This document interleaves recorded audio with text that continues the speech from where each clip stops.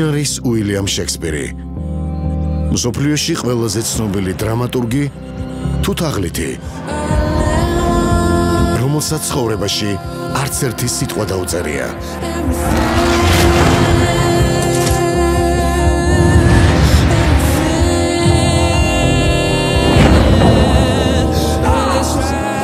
ყველაზე დიდი ილუზია კაცობრიობის ისტორიაში.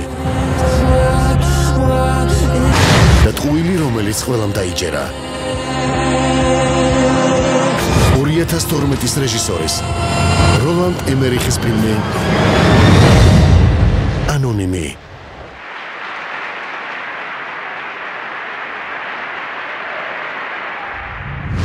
9 თებერვლიდან ამირანში.